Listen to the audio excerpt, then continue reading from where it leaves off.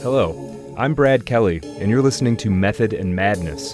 This is a show about books, the people who write them, and the labyrinth to be explored between the words. Have you ever heard about Willie the Weeper? Had a job as a chimney sweeper. He had the dope habit and he had his bad. Listen while I tell you about a dream he had. So, the primary subject of this show is the literary arts. The main episodes are focused on specific books, and these guest conversations are usually with writers who've got a new book out. But here's the thing. My philosophy around what art is that I think that the arts serve the same role for the collective psyche as the dream does for the individual. And of course, it does this on the individual level as well. And if I zoom in a little further on what my focus is, the written word and the story, I see that this thing isn't confined to the novel. Fiction is an amazing medium, but there's layers outside of it that play with a similar palette and deal in the interplay of the dream in slightly different ways. Philosophy is sometimes one of these. Sometimes the lecture or the podcast can even be like this. But so too is the genre of the living mysteries, the ghosts and UFOs and psychic phenomena, and the general weirdness of the world. Kurt Vonnegut once said that, quote, novels that leave out technology misrepresent life as badly as Victorians misrepresented life by leaving out sex, end quote. Now, to me, and this might not be a popular view within the audience of the show, but let's find out, I think that the proliferation of communication technology, which has given the average individual tremendous access to information and the ability to broadcast their findings, has led to at least the beginnings of an uncovering about what is really going on phenomenologically and metaphysically. And, well, part of the story of the 21st century, to me, is the ontological shock of finding out just how narrow the story we've been telling ourselves about existence actually is. So I hope you guys will bear with me as I host the occasional conversation about the truly strange reality we live in. And in order to do this today, I'm bringing on a very special guest, the one and only Dexter De La Paz, the erudite investigator of the long-running Timeline Earth podcast and the mastermind behind the Scarlet Thread Society, a podcast and community around just such topics. I definitely recommend checking out both of these shows. Recent episodes on the Scarlet Thread Society focus on the real history of the modern scientific enterprise and the Smithsonian's cover-up of archaeological findings in North America. First of all, Dexter, thank you for doing this. I really appreciate your time. I'm looking forward to talking with you. Yeah, it's always been a pleasure. When you reached out to do this, I was extremely excited. I've been looking forward to this for a while now. Awesome. So we're kind of filter, like the core of this conversation is about the work of a man named John Keel, specifically the book Our Haunted Planet. I guess let me give a quick sort of bio. Like, this is a 1-2 minute bio of John Keel for people who don't know who he is. He's an interesting guy in his own right, and his ideas, even if you disagree with them voraciously, I think a lot of the things he brings up are going to stick in your head anyway. So he's most famous, John Keel, is as the guy behind the Mothman prophecies. He wrote the book and was basically the character that Richard Gere plays in the movie, which he took quite a bit of delight in, being having a handsome leading man take his role. But he has a bunch of other books, Our Haunted Planet and a number of others. Our Haunted Planet, just for timestamp, was published in 1971.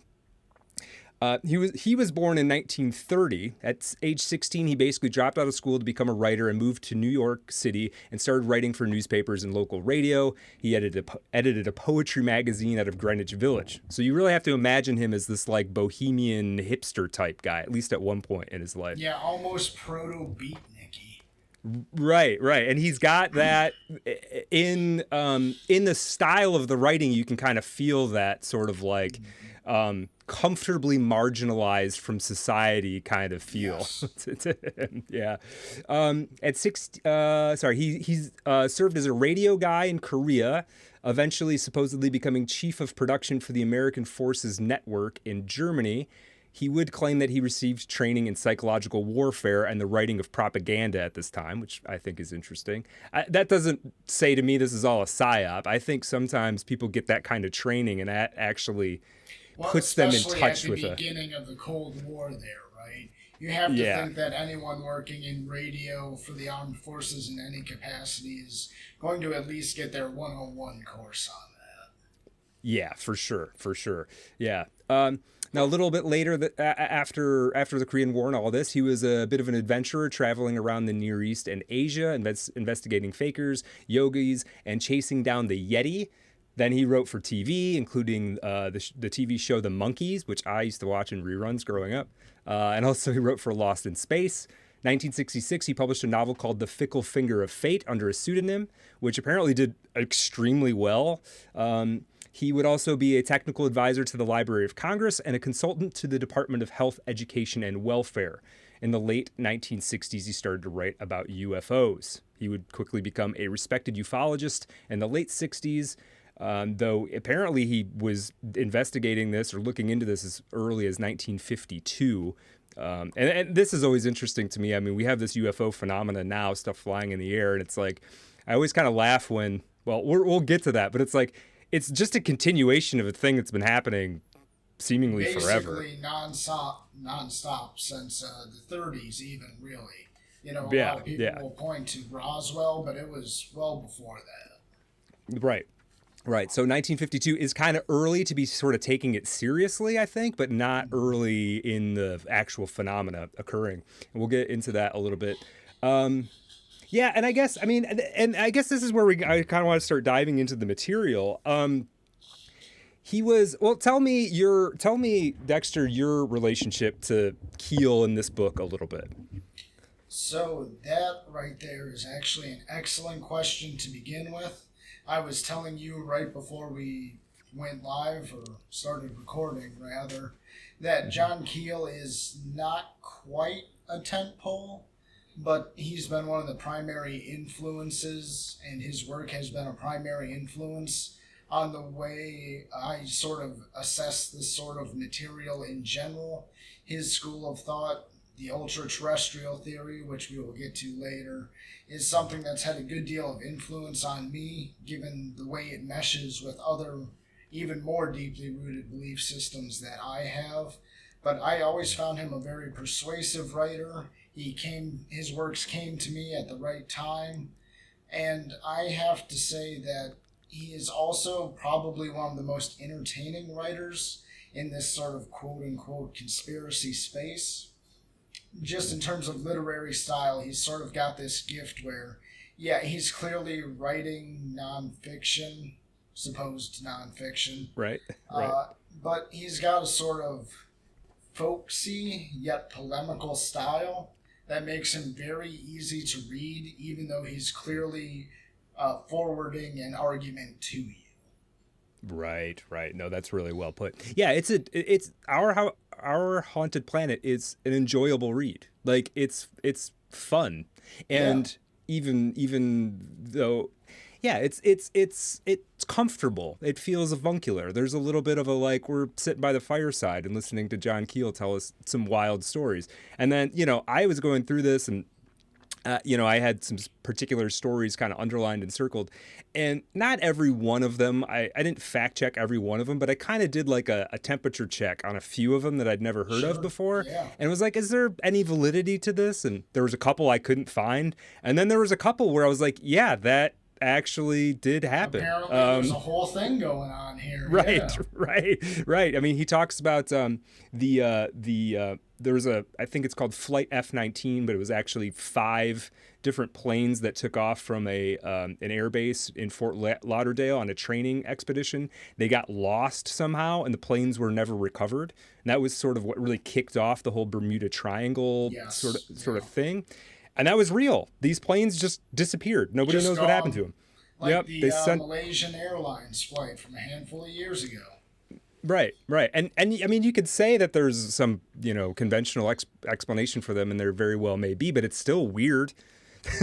Sure. Right? The most scientific explanation is some sort of power malfunction causing problems for the radio or magnetic-based navigation systems.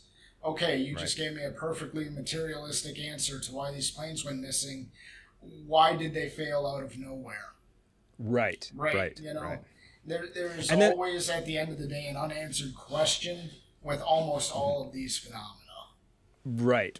Yeah, and even that, like, so okay, so that happened, and there's still the sense of like it still for me is reflective of like, oh well, we don't know everything, right? Because if you can just send a plane up and it can disappear, and that still happens, like the Malaysian flight, we don't know what happens. I mean, people have some strong theories about it. Apparently, there's a very convincing, pretty insane theory about it that I haven't dug into enough, but.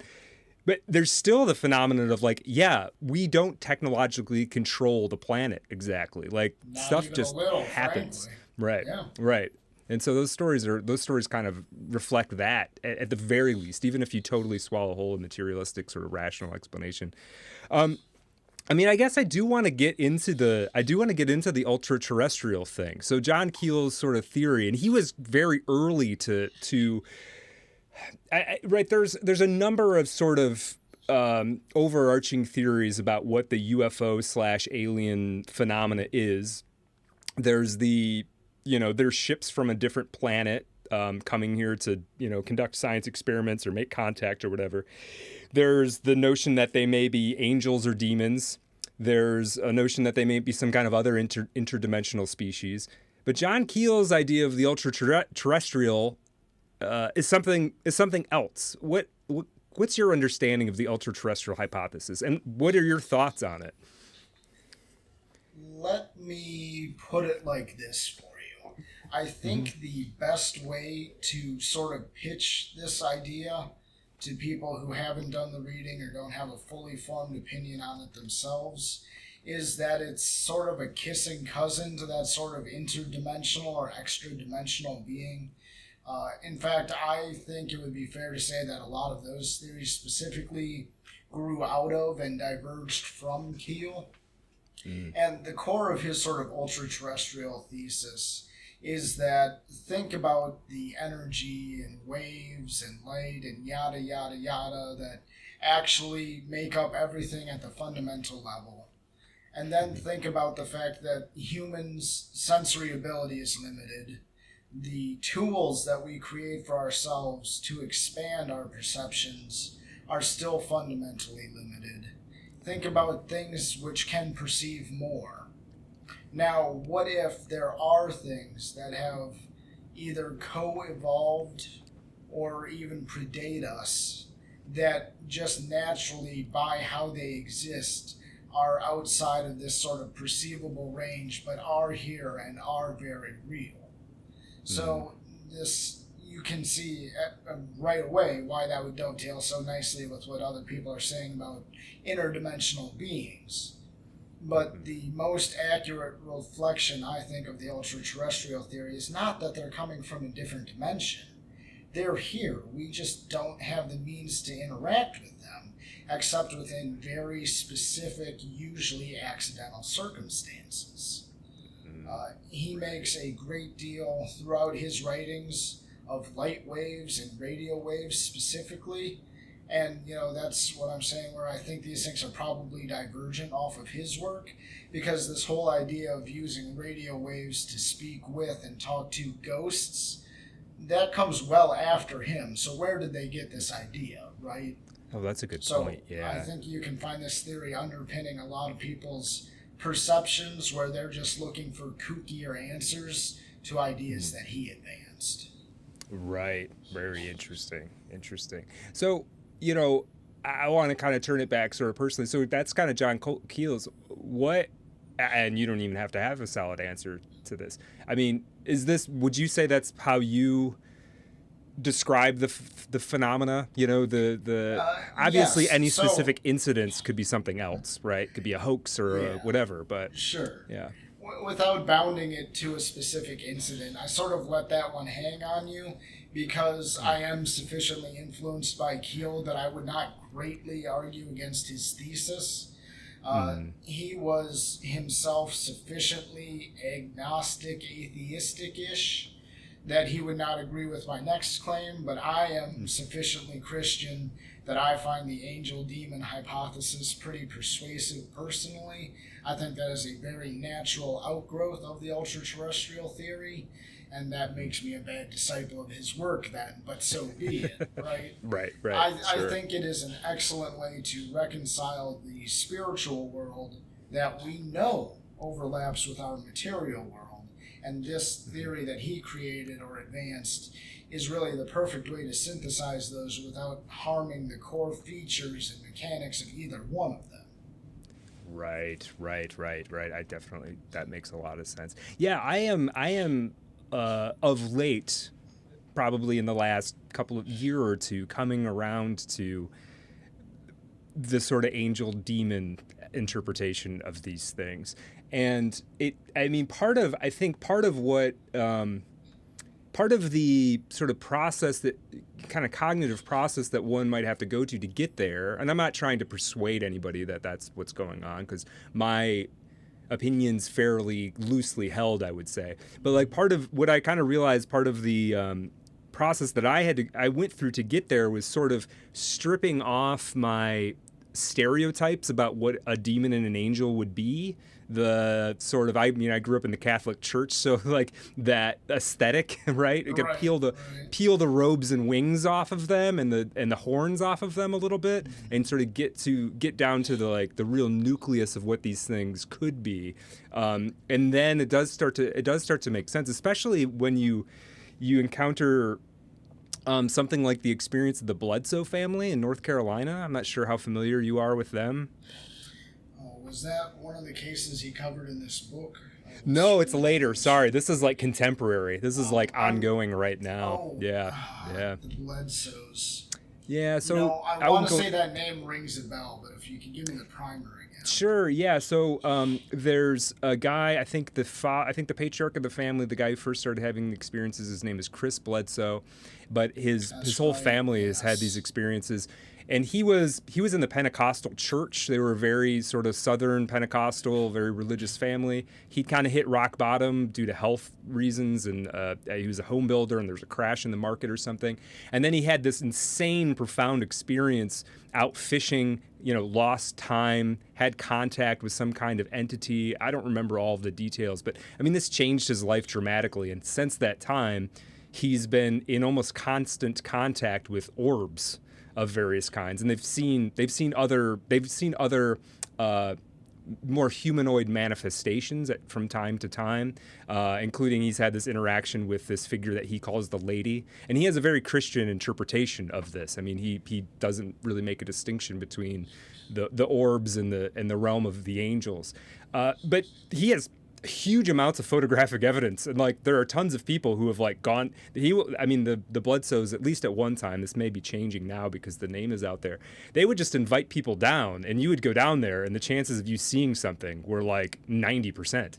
If you stayed there for 2 days. As you refresh me on it, I half wonder if I haven't maybe listened to some interviews of him. Yeah. Because this is, I'm now remembering. I'm familiar with this. Yeah, but so anyway, I think if you his interpretation and his experience seems to line up with it, would put it in the angel and demon category. I don't know, but then again, it does make me think that maybe this is actually more than one phenomena, right? You could have the orbs, and maybe that is an angel demon thing, but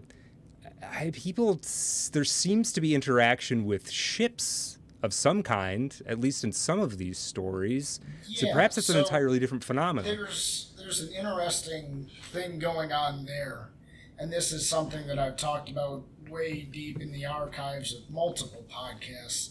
There's this sort of a phenomenon that's called cultural tracking, where these things appear to us in ways that make sense to the cultural context that we're in. Yeah. Right. If the ancient Israelis were seeing these things, it was going to be an angel to them. They were living in the desert. They didn't have the conception of a boat in the sky. Well, maybe some of them did, but the point is there, right? Yeah. In the 1890s, the U.S. had its very first nationwide UFO flap, and it was called the Airship Mysteries, because they were appearing as airships. That was the conception of the very first flying vehicles, right? The Zeppelins. Right. And even those weren't really real yet. We had prototypes and stuff, but the airplane didn't exist yet. But by the 1930s, you were getting phantom airplanes, and airplanes were very real by then. And the concept of the UFO only appeared after phantom airplanes had gone out of style. So there's this argument or theory being advanced, well, yeah, maybe they are very different things, but maybe they are the same thing, just appearing in a cultural context that they think, with whatever passes for their spirit sentience, can make themselves understood to us, right? It's this ongoing attempt to talk to each other across the veil, for lack of a better word. Right. And then that would make a lot of sense. I mean, when you get down to the level of the orb, then you're just seeing, like, you're getting much closer to perhaps the pure manifestation. It's lost most of its cultural trappings. It's not trying to appear to you like technology or anything. It's getting much closer to just the message. Whatever its natural state might be. Right. If you follow the ultraterrestrial theory at all, right? An orb is closer to a manifestation of pure energy than, say, the image of a boat or a little green man is. Yeah. I mean, the thing is, it's to me, I'm very, very sympathetic to something like the ultra-terrestrial.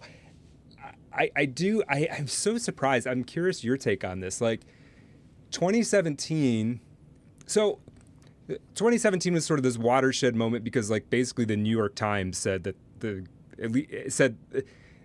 TLDR is that the New York Times said that that UFOs are unexplained, that these aren't all made up phenomena, right? These aren't all hoaxes or hallucinations. Elizondo blow up, right? Right. And then since then, like, we basically get this slow drip of various disclosures, which ultimately almost all of them just amount to somebody saying something, which, great, but there's a lot of video and photographic stuff coming out as well if you kind of know where to look for it. I'm curious, but it doesn't seem like it actually, to me. So I guess let me pose it this way. To me, there was a moment 20, 40 years ago, whatever, where the claim that there was something like ultra-terrestrials, there was something like UFOs, that these weren't all hoaxes, whatever, was an extraordinary claim that required extraordinary evidence. And to me, now we've flipped that if you don't think there's something happening, I'm going to need you to provide your extraordinary evidence for that extraordinary claim. Because it seems like the evidence that something is going on is sort of overwhelming. And yet, like, the public is generally just like, okay.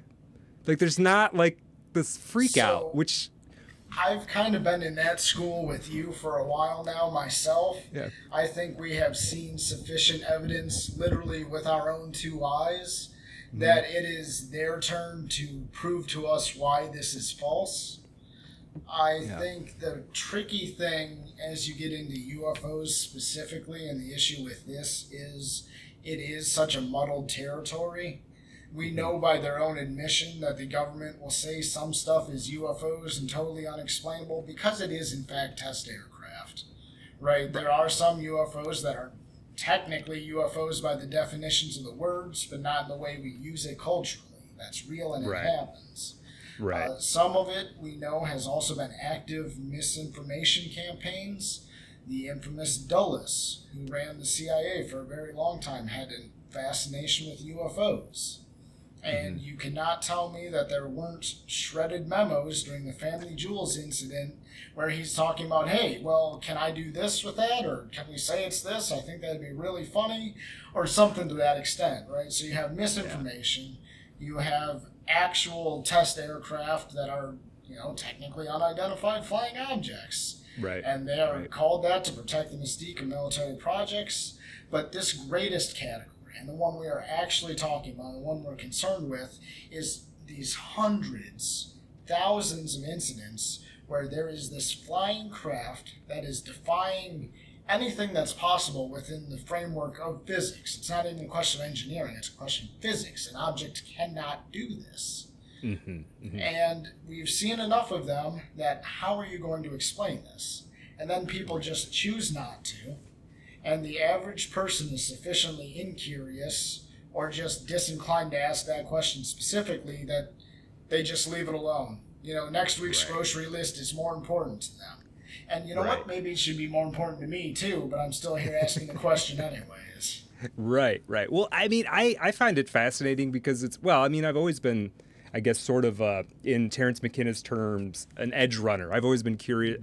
I've always been interested in the sort of edge cases, the sort of stuff that isn't quite explicable or disrupts the sort of settled answer about something. So I've always been interested in that stuff, whether it's like weird animals or whatever. But I do think there is this sort of like, I've started in the last couple of years, not everybody that I talk to, but if I'm having a relaxed conversation, at some point I will bring this up, just like asking the person what they think. And I will tell you, often enough, I can think of 7 or 8 times in the last year or two, couple years, 2 or 3 years, where a person has come back to me and told me something weird that they saw. Like, So yeah, go ahead. this goes back to the lack of curiosity sort of thing, right? Mm-hmm. This was something I discussed on a paywalled episode of the Scarlet Thread Society just 2 weeks ago. Almost anyone you talk to is going to have some weird, totally inexplicable story of their own, and they'll just shrug and say, that was weird, and then they'll just move on, right? Yeah. In a self-deprecating humor sort of way, you can say, well, what the hell's wrong with me that I'm dwelling on this anyways? Other people just get over it. But it makes you wonder, right? Because to your point, if you make someone feel comfortable, they will tell you about something weird that has happened to them. And you do that enough times and you realize this is actually the majority of us, so why aren't we making a bigger deal out of this? Why aren't we exploring them? Yeah, that's exactly. Yeah, there is this sense of like, well, man, if 1 out of 3 people have seen something weird that they can't explain, yeah, it's a fascinating phenomenon. But it sort of gets, we sort of have a consensus reality by committee to some extent, and it's like we didn't vote on this one yet or something. And if we did all vote, we would all say, yeah, something's freaking weird. Yeah. So do you have any sort of, there's a lot of UFO and alien encounter and abduction sort of anecdotes in this book, Our Haunted Planet. Are there any UFO whether it's a story about a person being abducted or whatever, that you find particularly compelling in Our Haunted Planet? Or interesting, at least? I've been through enough UFO stories that I would have to double check the list and see if this is one from Our Haunted Planet or if it's one I read in a different Keel book. Oh, that's but okay. I know he talks about the pancake incident from a Wisconsin UFO, right? A UFO sits down in this gentleman's backyard. The thing trots off the UFO, little green man or whatever type of alien it was, and it asks him for a glass of water, and then it offers him a plate of pancakes. And this is just like this totally bizarre thing, right? Like, how is an alien going to ask for a glass of water? How's an alien going to know what a pancake is? Is this an attempt at cultural exchange? And this is firmly rooted in UFO culture. This is a UFO story. But the way you can take this encounter and start to get really, really weird with it is, this is an exact parallel to a fairy food story, except it is culturally situated in, I want to say it was like the 1940s, early 50s, that this encounter happened to this individual. So all of a sudden, well, if you've got the sufficient context or knowledge yourself to be familiar with these fairy food stories out of any culture in human history, but especially in Western European traditions, all of a sudden you start to think, okay, well, what's going on here? If this dude's never bothered to think about Rip Van Winkle for more than 10 seconds, he read the story once when he was in grade school or something, but now he is having that same exact sort of event happening to him. He chalked it up to a UFO, and there's these pancakes. Well, hold on, what's going on here all of a sudden? And it's that sort of broader context to that specific UFO encounter that kind of makes that one of my favorites to talk about when people ask me that sort of question. Yeah, that's a good one. And I mean, partially because it's kind of just it's odd. It's like it's not even creepy. It's just on the face of it, it's odd. It's But bizarre. right. Yeah. It's almost in a sense that almost makes it, to me, gives it more credibility, because if I were going to make up, let's say I got a harebrained idea and I wanted to make up a UFO/alien encounter to tell people tomorrow, I would it would be I wouldn't I just couldn't imagine coming to that. I made a deal with the alien to get a plate of pancakes. It's ridiculous. I am a reasonably imaginative person, and something like that would never in a million years occur to me. I could not make up that story if I actively tried to. Yeah, exactly. It's just so strange. But you're right. It does touch on this fairy lore in a real strong way. And this is, I don't know how much he, in Our Haunted Planet, he may even talk about this. But this is something that's been gaining ground. Not so much that, hey, aliens are just fairies, but really more so that fairies were a different cultural instantiation of the same phenomena. This is what it looked like, or this is how we dealt with it culturally, 300 years ago. Well, and I think we may be coming to this later, but I'll name drop it now just to get the audience thinking about it. That exact line of reasoning is kind of one of the core tenets of his other book, The Eighth Tower, right? Ah, okay. Yeah. I definitely want to ask you about that. Through line, so we'll come to that in time, but start thinking about that audience. Yeah, for sure. So now there are I kind of loosely categorize the phenomena. So for people who haven't read Our Haunted Planet, it's a series of very loosely connected essays, essentially. Each chapter's sort of its own, kind of got its own thematic current, but there is this feeling of he's just kind of circumambulating around these topics, is kind of the sense of it. He has a thesis, but it's ultimately it's really cool in that way, because it reminds me of, like, if you went to the way I almost think of it is like if you went to like not quite a museum, but like some kind of old oddity shop, and the very avuncular proprietor was like, let me just walk you around and show you all of this weird stuff. That's kind of the feeling of it sometimes. And by the end of it, you realize you've been circling this thesis, and he never really bothers to tell you too much about it, because he knows you accidentally got there on your own by finishing it in the first place. Yes, no, very really well deft put. touch of writing. Yeah, no, absolutely. You nailed like one of the reasons that I love it so much, because in the end, it sort of just hangs there in a way. But I would loosely categorize the sort of phenomena he's talking about as, aliens/UFOs, ancient civilizations, and then I guess another category that's a little bit more sort of everything else, sort of just Fortean phenomena in general.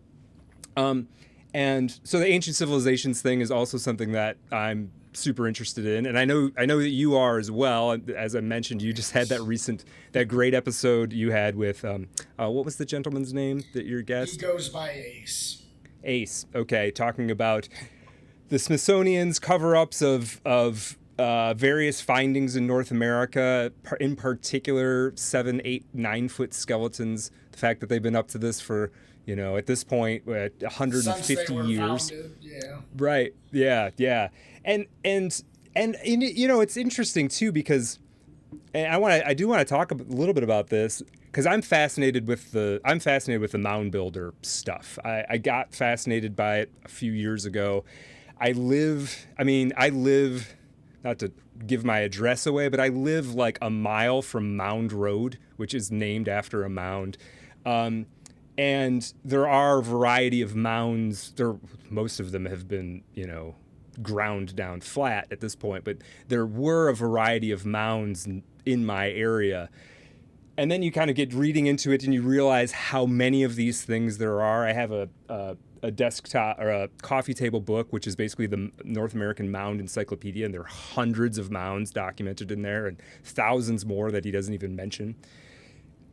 And the story goes, that some of these had like 8-foot skeletons in them, right? It seems hard to even deny now after what I've seen. Especially through the American South and West, the idea that they were used as explicitly as burial mounds, like European cultures did, is especially common. And if you accidentally dug into them, you would find an 8-foot-tall American Indian skeleton, and it would be buried with advanced metallurgy that the tribes of today, or of the colonial period, I should say, just would not be capable of. So how did they forge this thing? Why are they so freaking huge?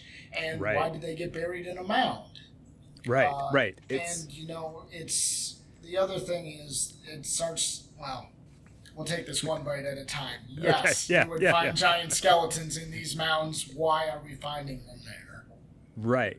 Yeah, and it's not just one instance of it. It's multiple incidences repeatedly, recorded constantly. Yeah. Right, and sometimes multiple of them in one mound, right? You'd get 3, 4, 5, 7 or 8 foot tall. And just to put it in context, I mean, a 7 foot tall person, the average height then we would assume was probably something like 5'2". A 7 foot tall person they're a giant. I was in the grocery store the other day and I came across a guy. He must have been 7 feet tall. You don't see these people very often that are that tall. And I'm almost 6 foot. And I just looked at this guy and was like, he's enormous. He's, memes aside, 6 foot tall today is still very tall. Right. These skeletons are even larger. Yeah. And the real kicker with this is people who are willing to engage with this subject, but choose to engage with it skeptically, will say, okay, well, gigantism existed in the past too, just like it exists today. It's a nutritional genetic defect and they're just massive. The problem with that is when you see people afflicted like that, it's a very small percentage of the population, and they do not grow proportionally. And this is one of the things that it gets recorded every time they found one of these skeletons, no matter who found it, a doctor, a judge, a military officer, a random explorer.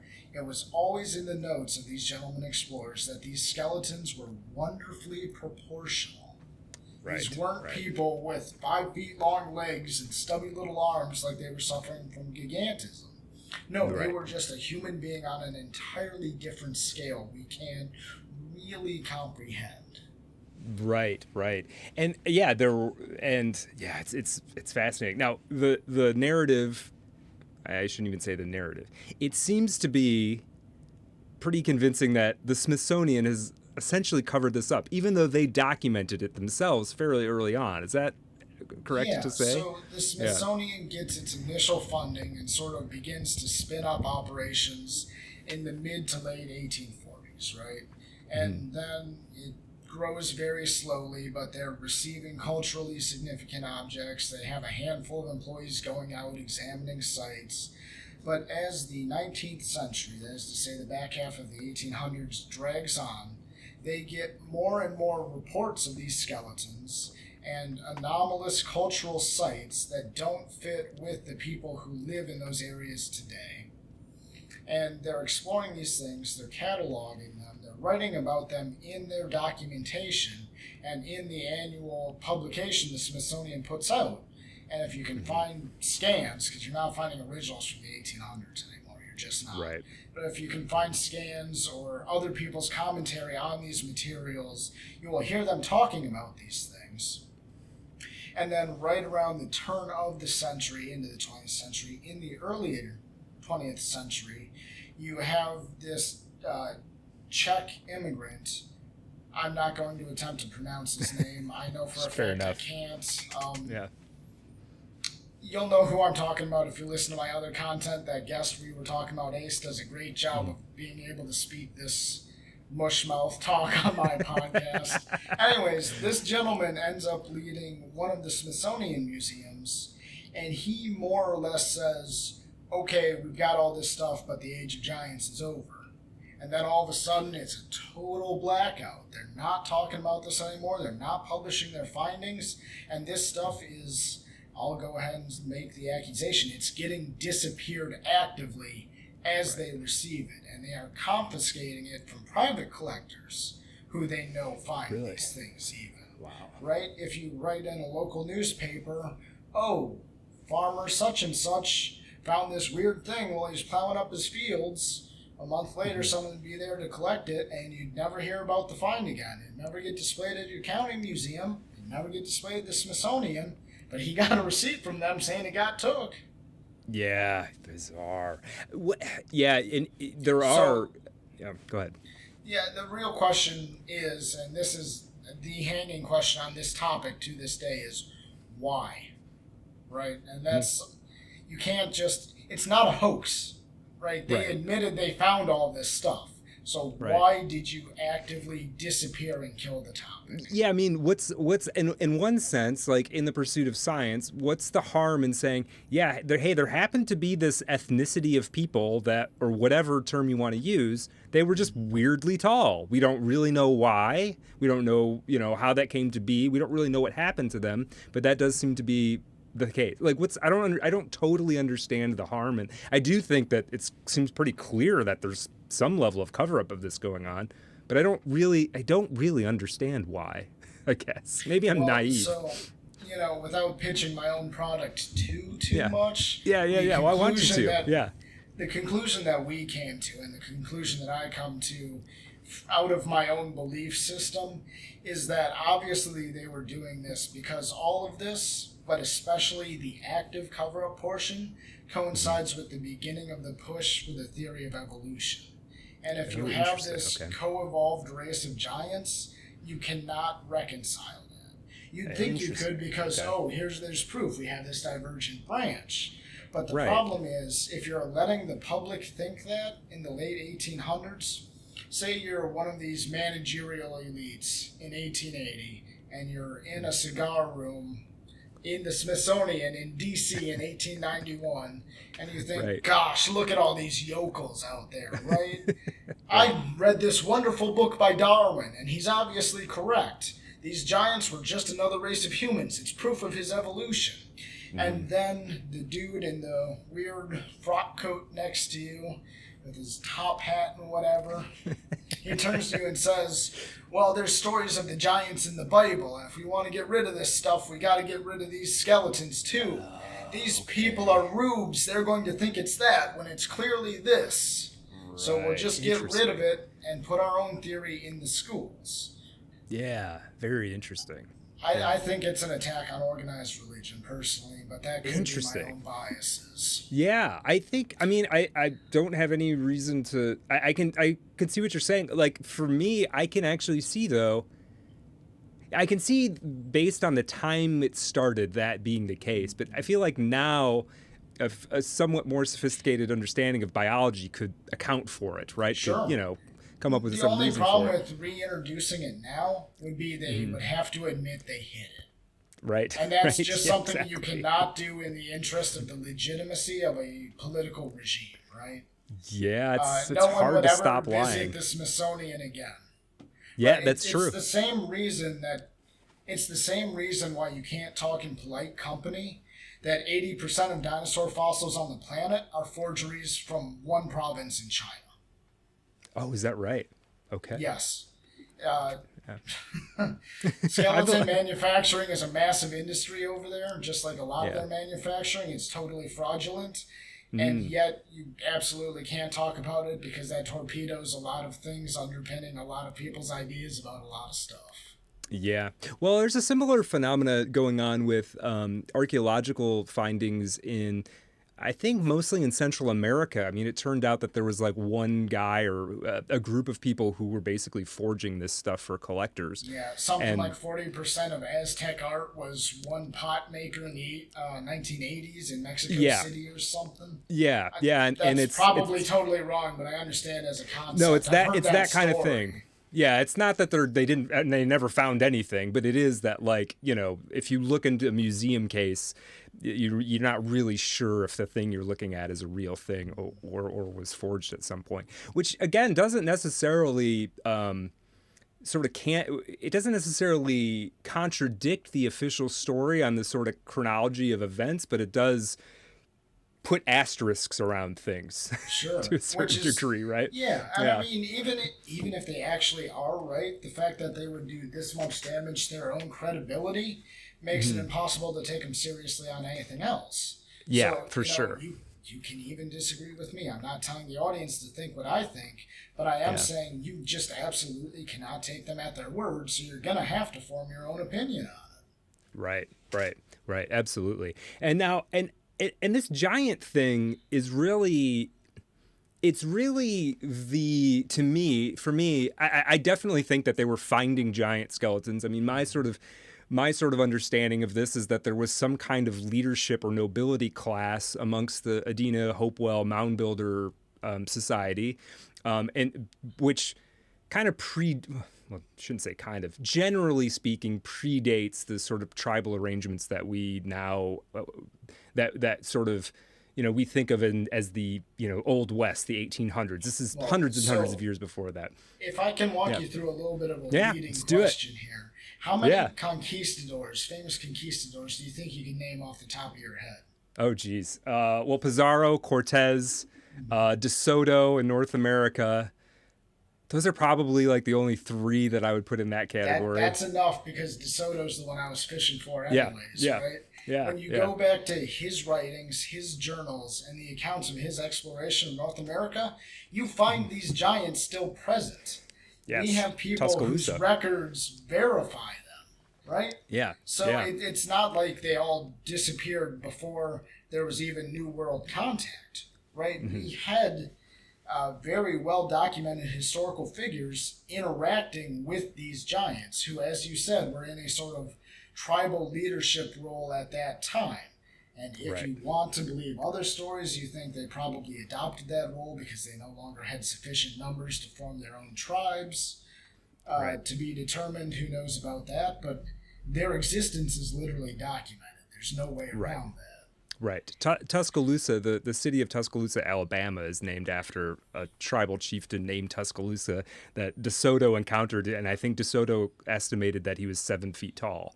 And then that he was so tall when they tried to have him ride on a horse in their party, his feet were dragging in the ground, sitting horseback. Right. Allegedly. Right. And so I think that would have been the sort of end of that was sort of the beginning of the end, really, would have been De Soto's encounter with Tuscaloosa, the beginning of the end of this social arrangement where you had these 7, 8, maybe 9 feet tall people running things. But that's the kind of craziest aspect of this mound builder society, which even without the giants is absolutely fascinating. It's still like nothing else around it anywhere. Right. These incredible earthworks. I did a little. In my day job, I'm a geotechnical engineer, right? So I'm familiar with moving dirt around, and I did a little estimate on the Cahokia Mounds, which is the largest mound complex it's in Ohio. There's other ones. There's Serpent Mound. There's all kinds of these mound complexes, but Cahokia is generally thought to be the largest of them. There's approximately 22 million cubic feet of soil were moved to make Cahokia by people that had no draft animals and did not have the wheel. Just to give you, to kind of run the math on that, if you had to carry this and basically would have been woven baskets, you can assume that you can probably carry between 50 and 100 pounds at once. Even if you're basically just moving it from like your backyard to your front yard, you're talking about something like 1.7 million man hours to make Cahokia Mounds. You can divide that up any way you want, right, in terms of how many people were doing it. But that's a heck of a lot of labor, 1.7 million man hours, to build these structures that, even now we kind of look at them and we're like, well, I guess they're burial mounds. I guess they're... this one was probably part of a calendar, looking at Serpent Mound or something. It's okay. It's astrological. Yeah. Okay, if it's astrological, tell me more then. Justify that claim. Right. And it's just fascinating to me. It's like it feels like somehow that history, the giant thing, got swept under the rug for sure.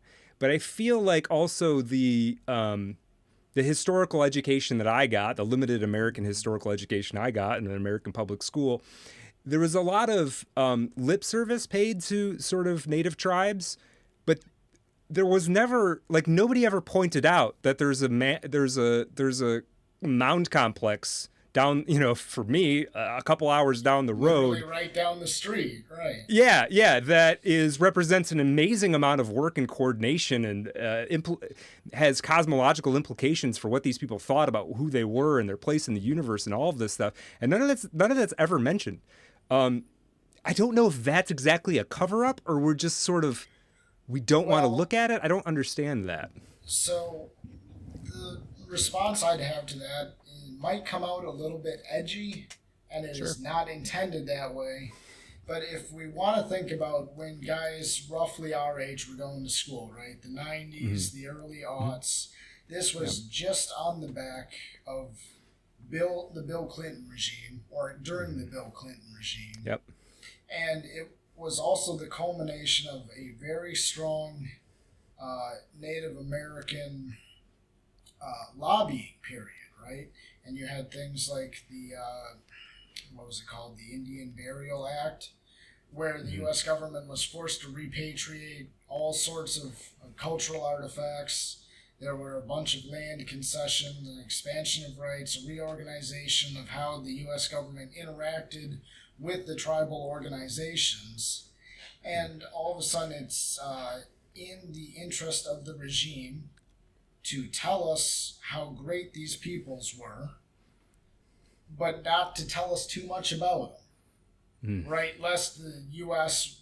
Government, lest the official regime have to start really telling people, this is how we treated them, this is the state of things now, but fuck them, because there were other them here first, so they're just getting what they gave someone else. Right. That's one of the historical considerations there, and it goes back to regime legitimacy, right? You cannot talk about this subject without a very delicate social house of cards coming down. Right. Yeah, and there's also, and all of that sort of political movement has led to basically a complete halt into the physical investigation of these mounds, right? I mean, it is as close to as illegal, makes no difference. Yeah. Right. I have a little piece of property in northern Michigan. Nothing crazy, but some trees on some acres, and we have a mound of dirt in the back there, and it's never been developed or anything. It's just trees. There is a mound of dirt that's about shoulder high, and it's a very flat piece of land.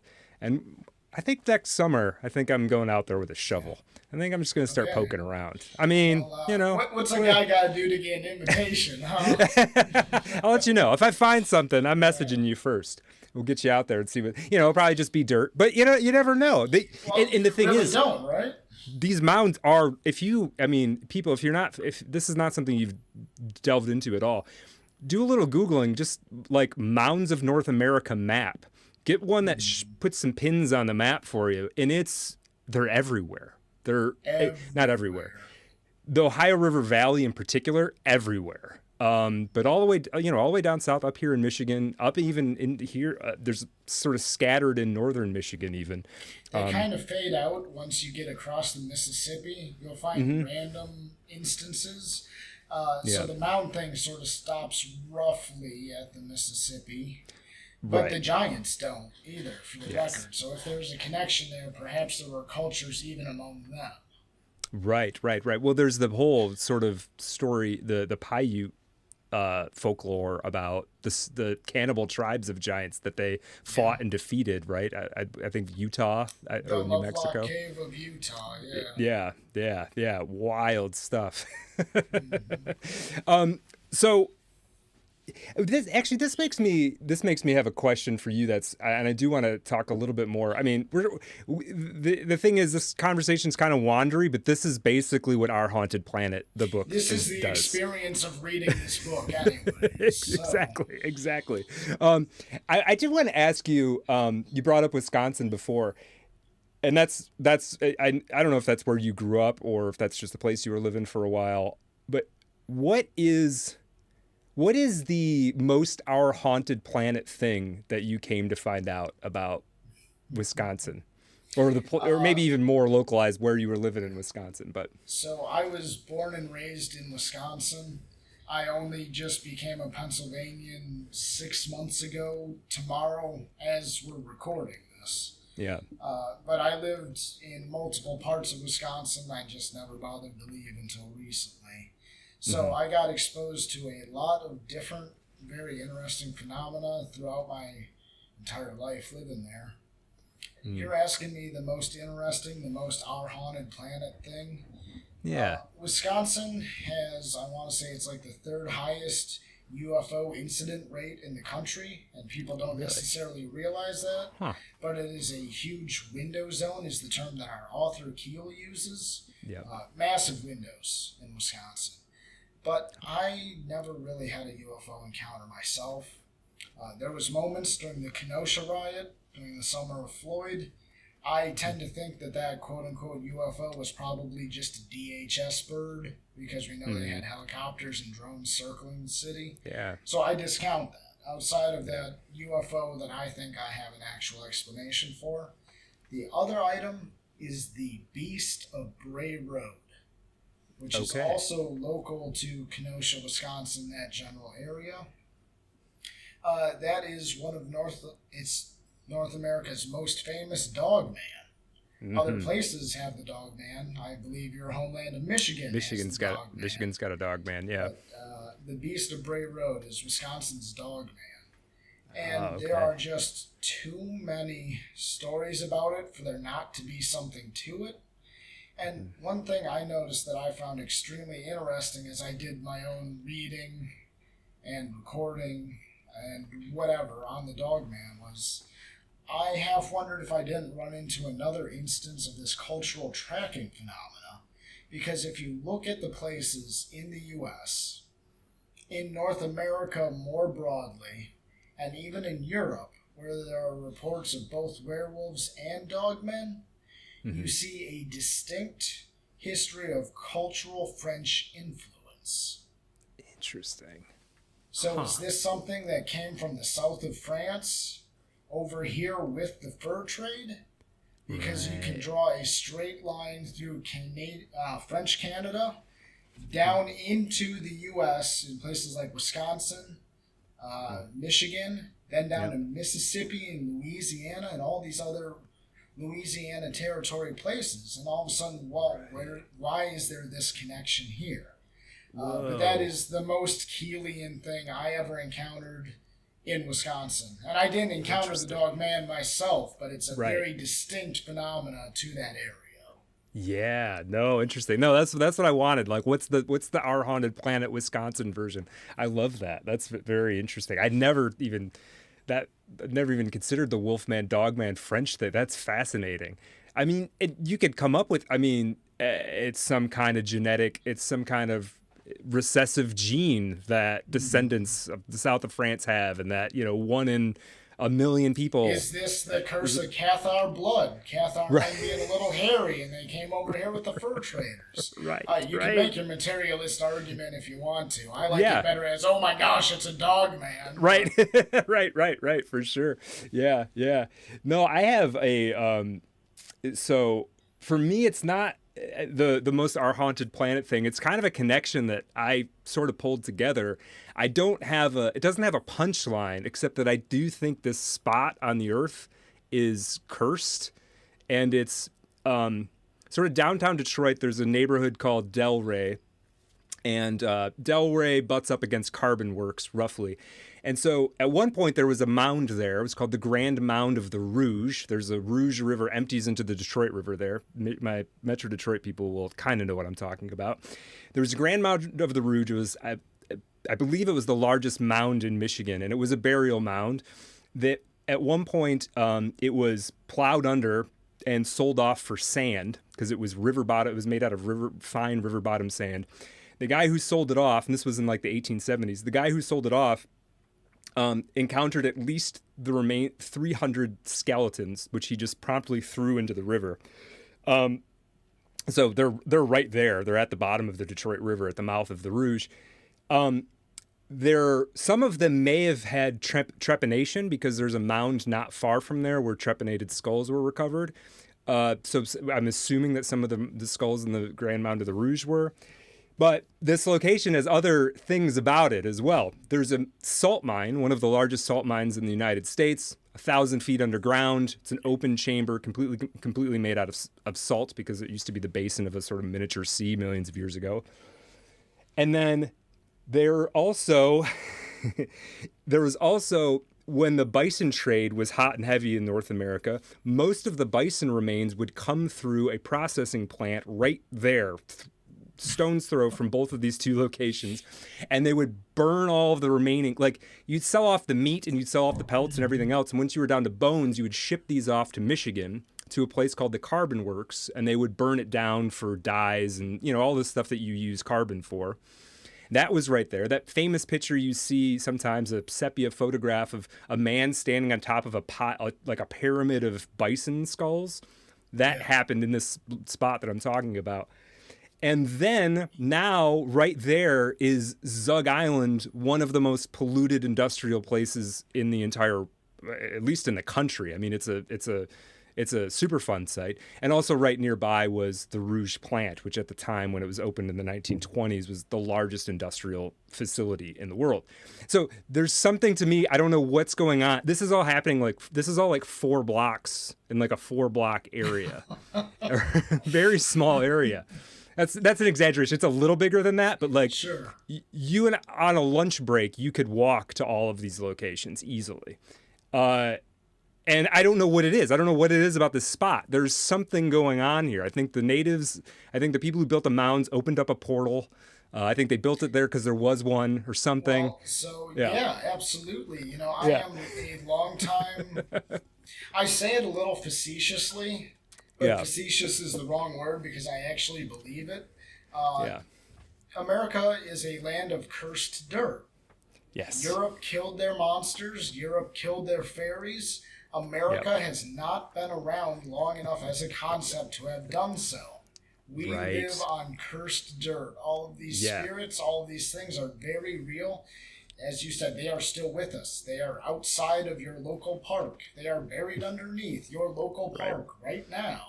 Right. Yeah. And this is sort of the dark side, I think, the dark interpretation of what Keel is talking about in Our Haunted Planet. Yeah. His is more like, ain't that neat? But yeah, that's a weird story. Right. But what you're saying is like, I think a appropriate interpretation of a lot of this stuff. I think maybe now we can maybe migrate to talk a little bit about the Eighth Tower. So John Keel wrote another book. I think it came significantly after, I believe, Our Haunted Planet. Wrote a book called The Eighth Tower, and The Eighth Tower is also the name of kind of his explanatory theory. What can you tell us about The Eighth Tower? A little point of order is it was afterwards. It was a number of years, but it was not significantly after. Okay. And what The Eighth Tower ended up being is it was actually material that was left out in editing from the Mothman prophecies. It was initially intended to be part of that, like an appendix to it. Mm-hmm. Now, as far as what the Eighth Tower is it is a formalization of his stance on that ultra-terrestrial theory we discussed at the beginning. This is him. He's not playing cutesy with it. He's not playing footsie with the theory like he does in his other writings. It's, okay, this is time to put my theory on paper. This is what I think is happening. And the big reveal, and the reason we're talking about it at all, is a spoiler alert, tune out the next 2 minutes or so if you don't want to hear this, if you want to read it for yourself. He thinks that whatever is beyond our perception is a sufficiently super intelligent being that it has the ability to manipulate energy, matter, maybe even time, and is influencing on us to try and bring itself into creation. Oh. Yeah, so he talks about things like fairies, angels, demons, and because he is not a Christian of any sort himself, but he did have that sort of new agey spiritualism about him. He settles conceptually on just some sort of like computer super intelligence, but I think he was doing that to just kind of put a name on it. It is Right. something, it is a capital O other working back on us or working forward on us to ensure its own creation. And if that sounds familiar, it's because there's a very big brain rationalist blogger who totally aped this idea to fantasize about AI spanking him or whatever. Right. Rocco's People Bath who know Squares, what right? I'm talking about, yeah. Yeah. You know, it's interesting. There's it just came out just today. I saw on the internet that the just coincidentally or not, depending on how you see these things, one of the main guys involved with the development of the AI for Meta, his name is Rocco Basiliska. Oh, come on now. Now Really? it could be BS. Really? I don't know what to believe when I see a screenshot anymore, but that was going around Right. today. Yeah. That's incredible. That's one of those, like, if that's true, that's like one of those winks from reality, Just right? way too on the nose, right. Just every once in a while. I mean, so would Keel say that this was like a nefarious thing that was happening, though? I mean, is this something that one ought to be afraid of, or? I think just to read it, the implication is nefarious, and I think he wanted it to be perceived that way, but I don't think he wanted it as framed as like an actionable threat. I think he really just wanted people to think about these things that we see when we have these encounters. Think about what they are. Think about what they want, because he did certainly consider them either intelligences in their own right, or at least servants of intelligences. So I think it was probably primarily cautionary, but given my own belief set, I take it one step further, and I think, yeah, okay, the capital O other is coming for us. What are you doing to be ready for it? Right. Well, I mean, you know, it's funny that almost every conversation I have on this podcast ends up at least brushing up against AI. And I think that makes sense. I think that's probably true in most podcasts and many conversations that are happening right now. But I mean, that would be a vector for this. I mean, that is Sort at of least thing, yeah. metaphorically something that's trying to come into being, right? I mean, Yeah. it's kind of hard to resist the fact, at least for me, it's hard to not see it that way. I mean, my most, what I think of as being like the most effective way of looking at it is like, this is a new species that is being hatched. It might not be a rival species yet, but maybe it could be if it's So, nurtured in a particular way. If I can try and just build that bridge for a second here, Yeah. right? With the technology that Keel was working with, and in the preferences of his own theory crafting, it would be more an intelligence composed of or capable of manipulating radio waves. Right. He only just died in, I want to say it was like 2002 or something. Right. He made it into the 21st century, if only barely. Right. And I think it is probably worth noting that he would have had some conception of AI then as a possibility. And the fact that he didn't explicitly call it out when he is the type of gentleman who probably would have been aware of it, at least as a theory, and it would have fit with some of this material, makes me think that the bridge between the ultra-terrestrial and AI is not in AI itself, but what if one of these beings touching radio waves, well, how does chip-to-chip communication work? Electronics, data transfer, what's your Bluetooth? It's a form of radio manipulation. Yeah, So absolutely. what happens when this other starts whispering to our computers? Right. Is that why our planes are going missing? Is that where Skynet's going to come from? We did not create intelligence. Something else breathed life into our machines from the outside. With a capital O on outside this time. Yeah, absolutely, capital. Well, you know, and there's a certain sense, there is a sense in which if there is something from outside that's coming, perhaps even not intentionally as a threat, but is functionally a threat, I mean, it would clearly. This is always the thing where they talk about when people are talking about AI as being sort of this threat. Like, I think the assumption is it's gonna be Terminator style, and they're gonna pick up guns and they're gonna shoot all of us. And I think while the Terminator franchise is entertaining to watch, I think the idea that there would be like a frontal attack like that is kind of It's preposterous. right. I mean, it's much more likely that it will just slowly make us all dumb and insane if it's trying to if it's trying to cut us down, right?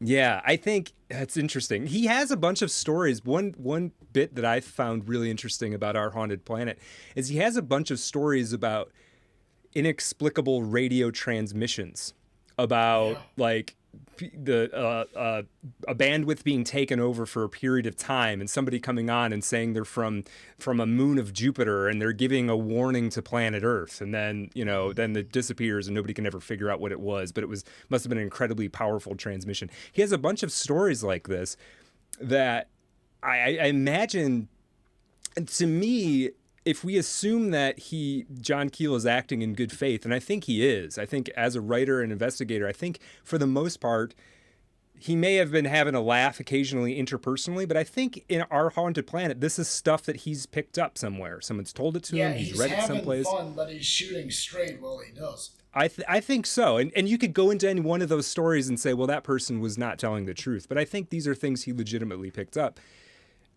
As a radio operator in the Korean War and being familiar with that world, I think he might have some of the lore to that world that wouldn't be available to the common person. I think, I just like name your job. You know more stuff in that industry that the public doesn't know. You know some little secrets and some people and some things that happen, even if they're not inexplicable like this. So the radio ones, I actually put a fair amount of stock in reading this, and some of them are just bizarre. Yeah. Yeah, strange voices coming over ham radio that, like I said, transmitting messages. Yeah, it's just really interesting. It does remind me too of, I'm sure you're familiar with numbers stations. I don't know if that's even a thing anymore. Oh yes, they are.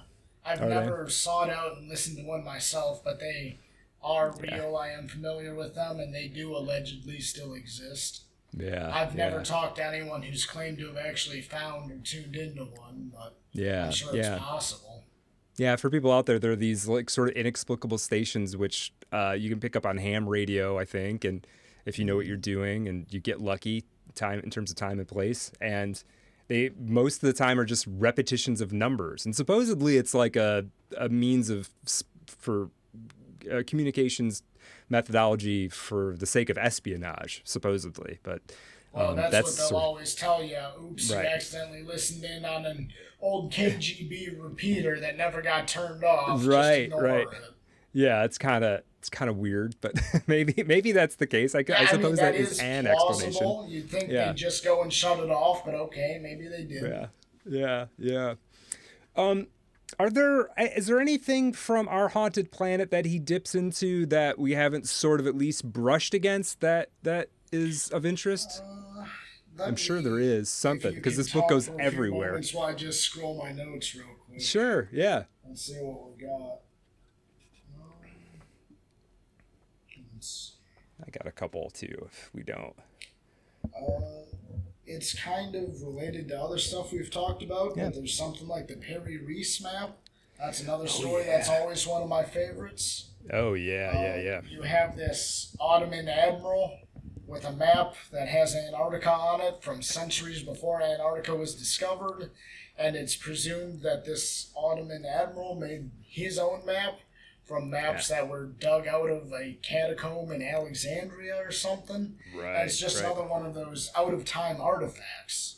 Out of time. And there's a handful of those talked about throughout this book, too. Or that massive proto-computer that was dug up off a Greek shipwreck. Right. It's got some fancy name that I can't quite recall in the moment here. But the Antikythera mechanism. Yeah, that's the one, something like that. I probably mispronounced that, but that's close. He talks about a whole series of these sort of things. So, I mean, there's some fodder there if you wanted to go on about that stuff's super fun. The Perry Reese map, it's funny. I actually, it must have been a year ago or so, I listened to a mainstream anthropologist or archaeologist podcast explaining the Perry Reese map, because I was like, okay, well, I don't know. What is the story? And their criticism of it seemed to be, well, it can't be showing that. That seemed to be the big debunking. that is the dismissal of it. The dismissal of this artifact's existence is, well, it's right here in front of me, but no, I'm going to plug my ears and go, la, la, la, la, la, la, la. Right. You don't get to do that. It is right there It's on right the there. map. We have Right. a date for when the map was made because it was made by a real historical person. Yeah, I was expecting them to say like, no, it turns out that we looked into it and it was actually later, it was added to 300 years later, something. I was expecting something. And it just ended up, they're like, well, it must just be something else that's drawn on there. Sure. Which is And you know, if someone said they were repurposing maps, yeah, a person could safely believe that. That would be an okay thing to think. But the fact that they're not even trying that, it's just dismissing it as, nope, can't be, is... right. Well, so what do you do with it? It's right in front of you. Right. It's at least, yeah. Yeah, and you know, on the other hand, it's like, okay, if you only have that one piece of evidence, it's like you can't necessarily, like, I mean, maybe this is part of the problem with it. It's like, you can't necessarily craft an entire sort of chronology of human history off of one artifact alone. It's you have to, I feel like you have to consider it, but it's not, I mean, you can't, it doesn't give you an exact sense of, okay, when Antarctica was discovered or when it was explored. By the way, I think they're going to find all kinds of crazy stuff under the ice if we ever get the opportunity to do it. Yeah. Yeah. But this phenomena that Keel writes about, this sort of the objects out of time, there's a couple others that he writes about. There's one, I've just got a section here in my notes. He says, quote, a cube of metal carefully machined, notched, and rounded on one side was found in the center of a block of coal in Austria in 1885. It's still in a museum in Salzburg, and no one has ever come up with an explanation for it. He talks about a piece of gold thread that workmen found embedded in 8 feet of rock at a quarry in England in 1844. And the experts mumbled that it had to be 60 million years old. So how did a perfectly formed thread of gold, not a piece of gold, but a clearly worked piece of gold. Yeah. He has a number of other of these. One is electric batteries found in ancient Egyptian tombs. I've heard of that one before. Chains being found embedded in rock in North and South America. Also, the so-called yellow brick road off of the island of Malden in Kiribati, which, according to John Keel, it's like there's this what appears to be a road goes off the shore, and then across the way, some miles across the ocean, it seems to come out of the ocean again on some other island, suggesting must that be Atlantis, right? Must be Atlantis, right? Yeah. What do you make? Not to totally put you on the spot, but what do you make of Atlantis? What I make of Atlantis is sure, why not?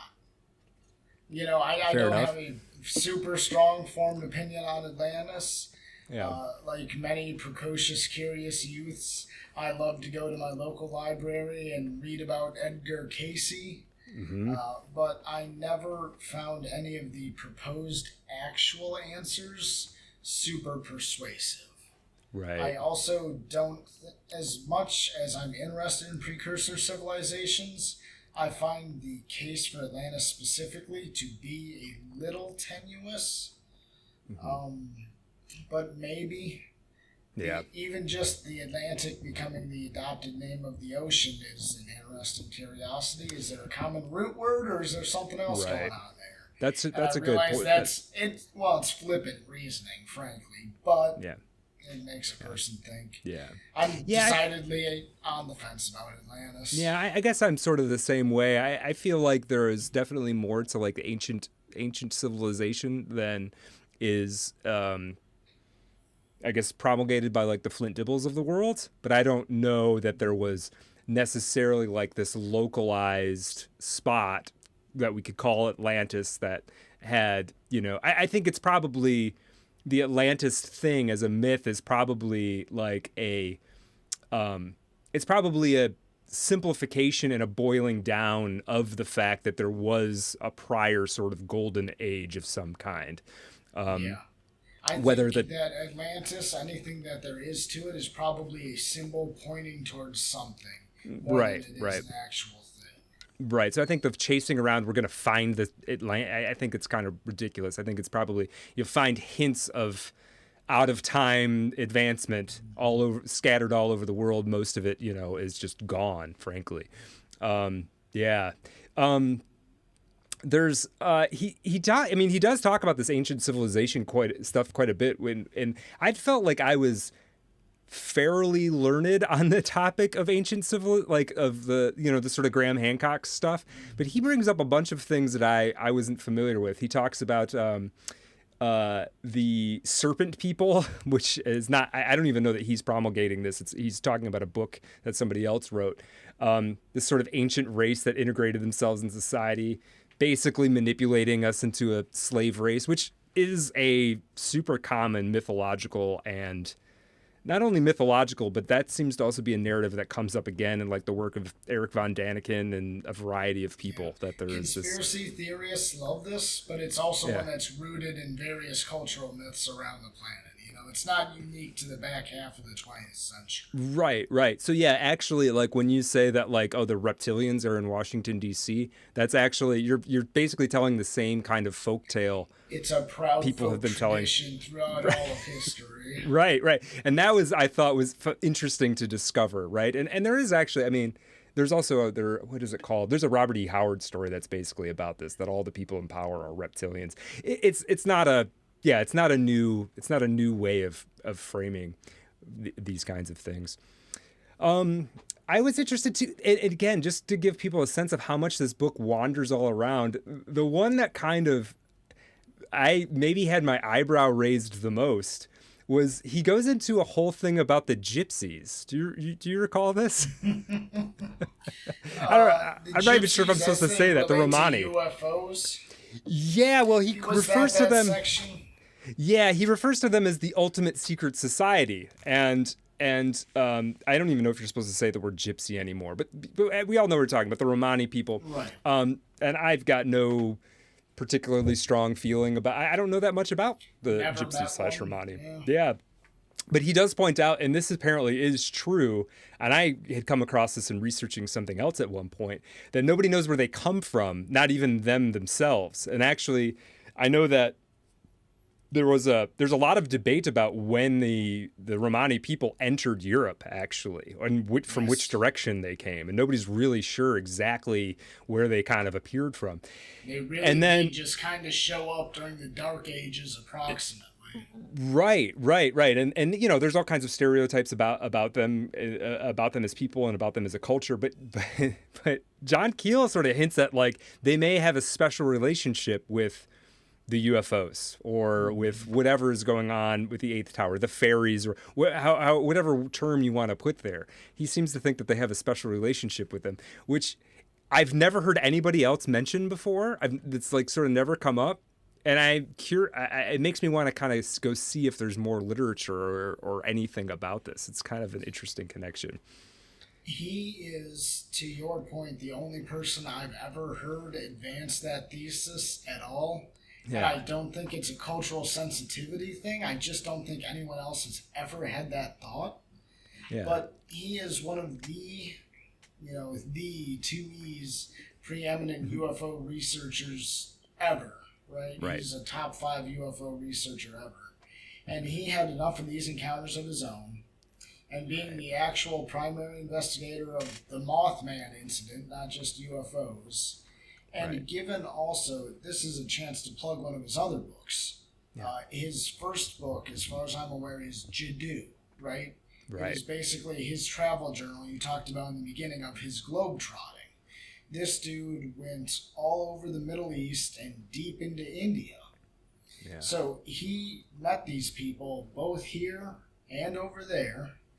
And at first he was debunking their tricks until all of a sudden he was learning them himself and running into things that he could not explain, despite the fact that he considered it one big, long travel journal to debunk magicians. Right. And so he has an entire lifetime of context around exactly this sort of thing. So is that why he's drawing this strange connection? Because he does literally have inside knowledge that he just picked up in his travel? and then took for granted because he picked it up on his travels? It could Like, very well be. surely this will occur to everyone. Yeah, everybody, Except, obviously. Yeah. No, he's thinking about it because he spent a week inside a Yazidi tomb complex, or whatever that anecdote from Jadoo is. It might have just been 2 or 3 days. But he's got all sorts of stories like that in his book Jadoo. That's the other one people should read by Keel. Yeah. And so is he making these connections because it's intuitive to him based on his travel experience? Right. Maybe. But he's the only person I've ever heard advance what you're talking about. Yeah, it's very interesting. And, you make a good point folding his travels back into it, because the thing is, it's like a skeptic could very easily, the skeptical attitude could very easily debunk every word of Our Haunted Planet just by not just poo-pooing any aspect of it, right? Nope, that's wrong, sorry. Yeah, nope. Right. But when you really fold it, like, and I've noticed this about a lot of these sort of fringe topics, that the skeptics or the debunker types tend to actually know quite a bit less about them than the people who are sort of advocating for them. And John Keel is a good example of this. I mean, the guy he's traveled everywhere. And as you say, I haven't read Jadoo, and now it's going up to the top of my list. But like, if you go over with the intention of, I'm going to go to India and I'm going to debunk all of these yogis, and you go over and you debunk 1,000 of them, but you find one guy who can do something that you can't explain, you have to deal with that one guy. Like, you can't, if you're John Keel sweating in India watching this happen, you don't get to be on the internet and just being like, well, that violates the laws of physics, you see? Like, you don't, and I find this phenomenon a lot with this stuff, where it's sort of like the Mick West types, and I haven't listened to him in a while. Maybe he believes in UFOs now, I don't know. But like, there tends to be this thing where, like, they look into it to one degree with all of their priors intact. And then people who've spent quite a bit more energy, frankly, looking into this stuff, have a whole alternative set of anecdotes and basically facts, observations, and connections. And they're basically, and yet somehow with the hierarchy of how we know things, or the hierarchy of rational materialism, a person like John Keel just gets put off to the side. He shouldn't be, right? Even if you ignored all of the UFO stuff, if you ignored every weird thing that you're not allowed to talk about in polite company, stripping all of that away from him, you would still have one of the last great American explorers. Oh, yeah, for sure. There was about a 3-year period where he wasn't quite a global phenomenon, in that he wasn't rock star famous or anything, but stories of his exploits were being routinely published worldwide for about a 3-year period. Really? Just because, you're at the end of the British Empire, so if news happens in India, and it's a white guy doing something crazy, all of a sudden it's in British newspapers. Right. And then that British newspaper ends up getting picked up by the AP in America because they're bored and didn't have anything for page 5. Right. So, it's not like he was a rock star, but his exploits in trying to debunk these things were modestly global. Yeah.